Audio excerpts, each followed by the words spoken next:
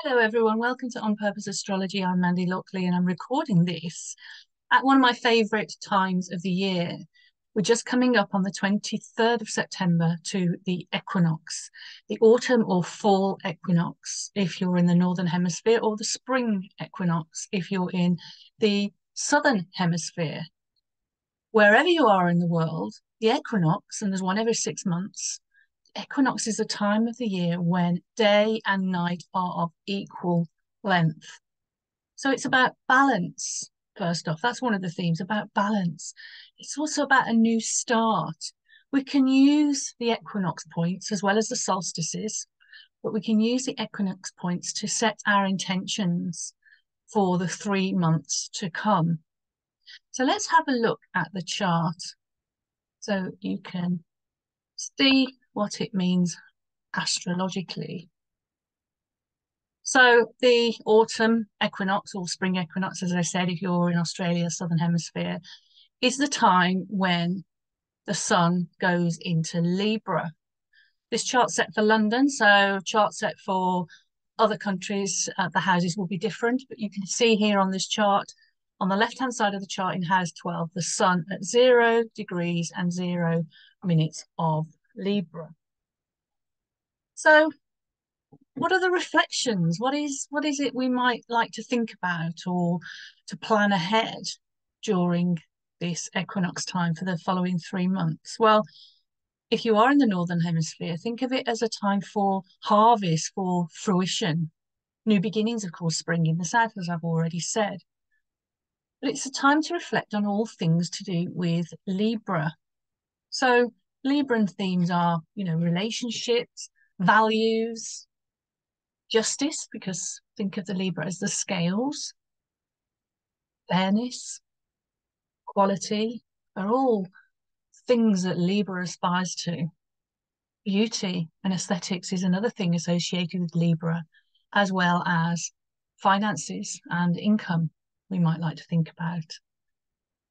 So Libra, when the sun goes into Libra, the equinox time, we're invited to consider balance and harmony, for instance, cooperation and negotiation, how we get along with people, how we compromise and negotiate. In terms of values, I think an important value for Libra, we talk about quality and harmony, but an important one to maybe if you're thinking about your values, contemplating values, an important one for Libra for this time of year is equanimity. Now, what does equanimity mean? It's one of those words where I always think I know what it means, but actually it's a lot more than equality and harmony.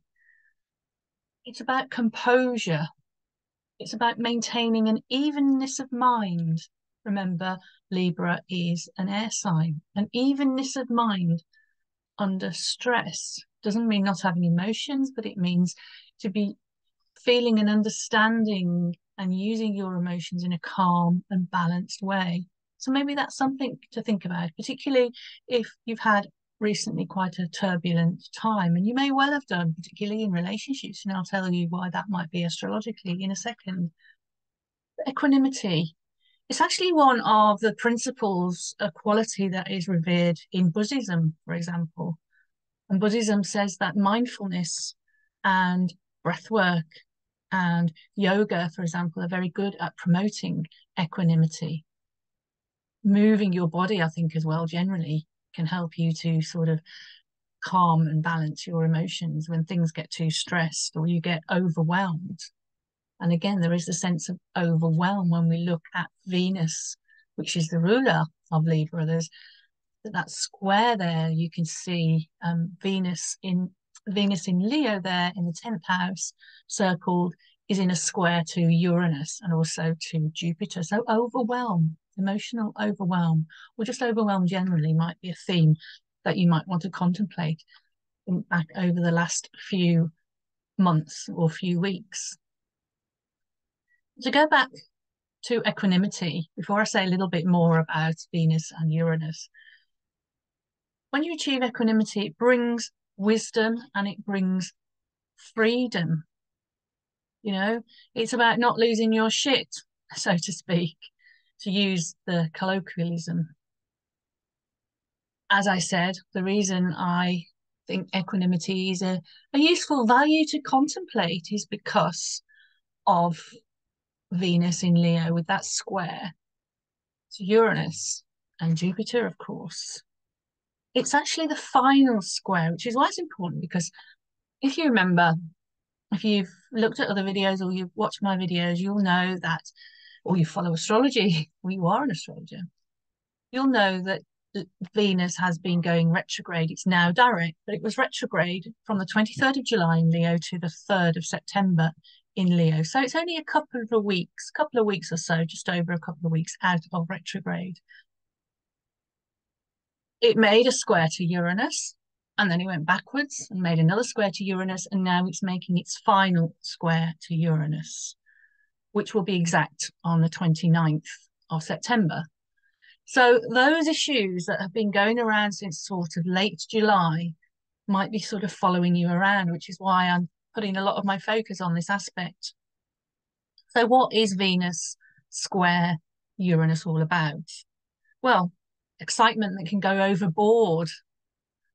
Anything that goes overboard, we're thinking overboard because that's also something to do with Venus, Uranus, but the Jupiter there, Jupiter exaggerates things, makes things bigger, expands things, losing your cool.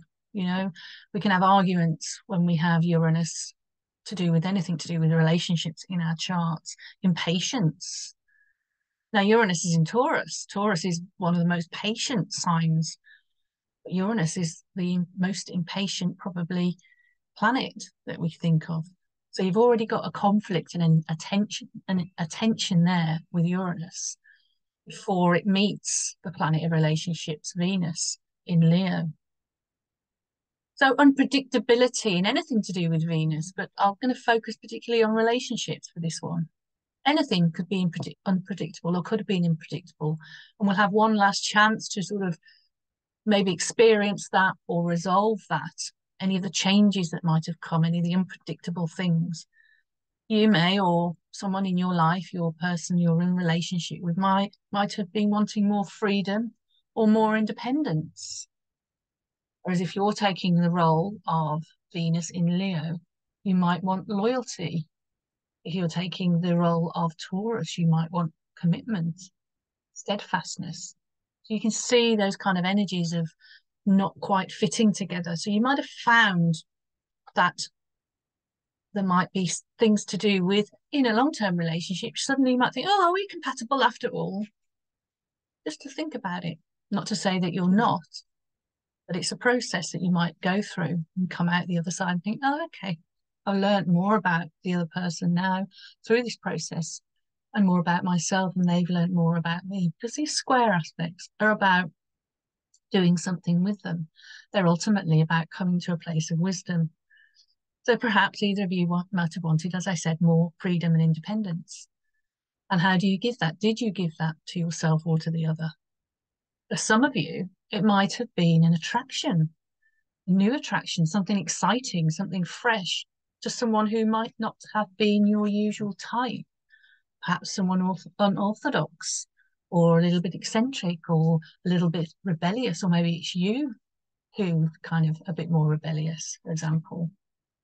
Breakups are possible, you know, particularly if you have these signs strong in your chart, this Leo and this Taurus strong in your chart, particularly between sort of like, you know, the mid sort of 15 or so up to sort of 20, 22 or so, 23 or so of the fixed signs. So Leo and Taurus, as I've said, but also Aquarius and Scorpio. You may have felt this more strongly. Breakups are possible, not inevitable. New relationships. As I said, you might have been attracted to someone you wouldn't normally look at. And any new relationship, it might be to that point where actually you might be thinking during this final square with Uranus, thinking, well, is this going to last? Is this one for the long haul? Is the commitment there? You might want commitment, the other person might not, or vice versa. Or you both might think, actually, we quite like to have a free and easy relationship, or perhaps we might want to separate and go our own ways. So a lack of commitment on either side, even unfaithfulness is a possibility, and which is hard because Leo is very loyal and so is Taurus. So that might shape things up where you might have thought you had loyalty. That might have been questioned. The need certainly to give yourself some space or the other person some space within relationships. It might even be, and this is a thing that you can often get with when Uranus is touching your relationship points in your chart. You might suddenly think someone is the best thing since sliced bread, someone fantastic, exciting. I can see this really happening. Then suddenly, because the actions of Uranus can be very sudden, suddenly you get the ick. They just do or say something. Or you glance over at them and see something, and you suddenly like, oh, what did I ever see in them? That's a very Uranian response. Yep. So the desire for stability in relationships might be shaken up a little bit. Could be also reacting to changes. We can, this goes beyond relationships. Anything that we talk about relationships also can relate to your relationship to yourself because we project onto other people. We project ourselves onto other people. We see ourselves mirrored back in other people, even if we don't realize it. So whenever you see things in other people, you're possibly seeing it in yourself as well. Stability in relationships, as I said, Uranus really likes to shake things up. Changes. Sometimes changes come and you've got to deal with changes. Taurus and Leo don't really like changes that much, generally speaking. So how do you react to change? As I said, it's not always about relationship, it's about your relationship to yourself. How do you react to change? Do you go with the flow? Do you initiate change? Or if you're very fixed, as I said, Leo and Taurus here are the fixed signs, along with Scorpio and Aquarius. Do you resist change? Do you become more inflexible and more stubborn, drag your heels and dig in when change is forced upon you? Other things to think about. Or are you too quick to change? Too quick to sort of think, going back to relationships again, think, oh, quite like this person. There's another person around the corner. You're kind of keeping your options open, that thing of not committing. Lots of things here. If you identify with some of these themes from, going back really until sort of towards the end of July when Venus went retrograde, maybe their times days are things to contemplate now that we have Libra at 0 degrees for the equinox. Think about what you want the next 3 months to be. Do you want to stick with what you've got, or do you want to make changes? And how difficult or easy might that be for you?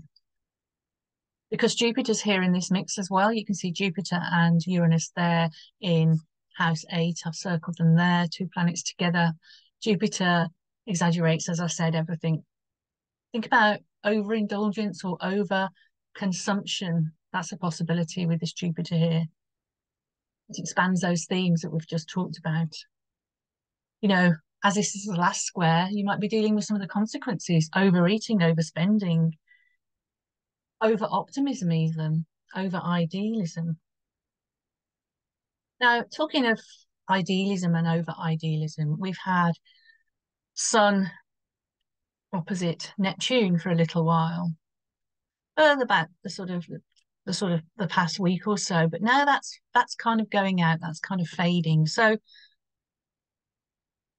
we're talking about reflecting on things that might have happened over the last month or two, and we can perhaps see a little bit more clarity. Because Neptune confuses things. You don't always see what is real. It's not Saturn, it's not reality. It is nebulous. It can be feeling vague. So clarity now that Sun Neptune opposition is kind of over. They're in signs that aren't really compatible with being in opposition, even though mathematically they're still in an opposition. They're still only just over 4 degrees apart in terms of they're moving on. we will see more clarity. It's fading anyway. And if you don't see more clarity now, you will shortly, I'm sure. So things are less confusing, basically, is the upshot of that. And this is perhaps helped by the sun, sorry, the moon, which is at the bottom of the chart, you'll see circled here, it's in Capricorn. Now, the moon isn't the happiest in the sign of Capricorn because the moon likes to express itself emotionally, whereas Capricorn is practical. But one of the things, perhaps the way you could use this moon in Capricorn, it is in a square. It is connected to the sun in Libra. So they're in a connection. So it is inviting you to do the work. One of the things you might want to consider is, how are you doing with the balance in your life? Going back to the themes of balance with Libra.